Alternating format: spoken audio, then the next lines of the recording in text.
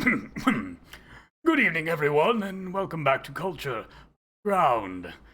Today, I want to take a look at something a little bit different from what we looked at last time. Now, most of what I talk about on this channel is comics, but for the purposes of this particular series, I want to take a broader look. And today, I want to look at some music. This is the first two albums by a band called the Protomen. Never heard of them? Well, that's why this is Culture Underground, not Culture Mainstream. These albums are put out by not exactly a tribute band, but a band with a theme. And the theme is Megaman, believe it or not. I know you look at these cover arts and you don't exactly think Nintendo and Super Nintendo video games, do you? But they do have a theme of Mega Man, and as I understand it, it started when their lead vocalist discovered a voice changer helmet. So you put it on, you talk like a robot. Naturally, they thought of Mega Man. Long story short, they got together with some other music students at the school they were attending, and they started to compose pieces revolving around a sort of post-apocalyptic take on the Mega Man lore. So this music is not directly inspired by any of the games. It's not based on level themes or boss themes or character themes or anything like that. Rather, they attempt to tell a story about Mega Man, Dr. Wily, Dr. Light, and their rivalry through a rock opera. And it is definitely going to be to taste. It won't necessarily appeal to everyone. On the bright side, if you go to YouTube or even their website, you can listen to a couple of tracks from each of these albums to get an idea of what you're in for. What I really like about the Protomen is they are trying to tell a cohesive narrative through each of their tracks. It really is an opera. And their genre is generally rock, although not entirely. We'll get to that when we look at each of the albums individually. But they are telling this story through the music and through the lyrics. And I do mean both of those things. You can kind of hear a theme, a progression, literal storytelling in the music they write. I'm not a real music expert. I'm not the best person to break that down for you, but I can hear it and I know it when I hear it. And it's really enjoyable. I like this kind of innovative, outside-the-box storytelling. I like rock in general. I'm kind of more of a fan of metal these days than I am the kind of punk this represents. But it is still very good storytelling in the medium it's attempting to use. Now, this first album, the self-titled album in particular, is a little rough around the edges. They didn't have a huge budget to work with. The production work, the finishing is not as good as it is on this album. It's definitely not as good as you're going to be used to listening to a mainstream band. That said, there is a charm to that, especially if you are a fan of the old punk scene where just having that raw garage sound to the music really appeals to you.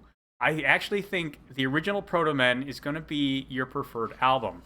I prefer it because it's more of a rock album and it really has a lot of emotional highs to it. So this first album tells the story of Mega Man, although he is not referred to by that name. We'll get to more about that in a couple of minutes.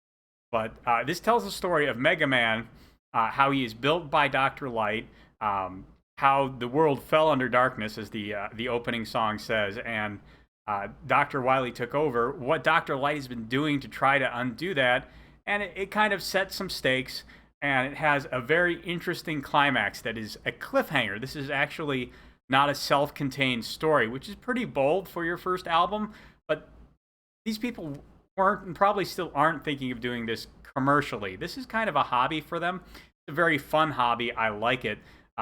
If they did this full-time, I don't know how much mainstream acceptance they'd find, so they probably couldn't make a great living at it. But it's a very bold artistic choice, and I approve of it. Unfortunately, part 2 is not the sequel; it's the prequel. So this is the big backstory. It sets up the rivalry between Thomas Light and Albert Wily, and it tells how they were young scientists building robots in order to prevent fatalities in the mines and the town they worked in. It's very fascinating. It's a character study. The music is good. It's not all rock. It has a couple of variations in it. The Good Doctor, which is the setup for Doctor Light, is really more cowboy music. Also, the Hounds, which is the big moment for Doctor Wily to be, show us what kind of a villain he is and lay out all his plans as he begins to tear down everything Doctor Light's working for, is more of a swing song. I really like that song. I think it's the strongest song on this album. It builds very naturally, almost directly, into the Protomen. Not so much in the lyrics as it does in the motifs of the music in it. You can really hear at the end of the Protomen how that is building into the opening of the first song here, and that's really impressive. I don't do composition. I don't know a whole lot about music, like I said, but I really enjoyed that. So this is a good album, and it's probably the better storytelling album. I would say it tells a longer but still coherent story than the Protomen does. I think I like the Protomen more as music to listen to. It has great tracks on it, like Unrest in the House of Light, The Will of One, and can't remember, The Sons of Fate, The Stand. All of those are really great songs just to listen to. Of course, they still tell their part of the story as well, and that's great too. But I think just listening to them is more fun as music. So, from what you've heard so far, you've probably guessed that this isn't the end of the story. There's still at least one more album coming, and you'd be correct. The Protomen have already stated they are working on an album called We Built This City. People who are very familiar with the Mega Man lore know that in Japan, Mega Man's name is Rockman, and there is a robot that is his sister, who's known as Roll. So, yeah, we built this city on rock and roll. This is not a joke that's never been made before in the Mega Man fandom, but I do think that musically, with the style of the Protomen, they do kind of feel like a 70s or 80s band, so we built this city is a good reference for them. At the same time, it points to the likely conclusion, which is the rebuilding of the society that was torn down in the Father of Death, and we've seen trying to rebuild itself here in the Protomen. Very interesting stuff.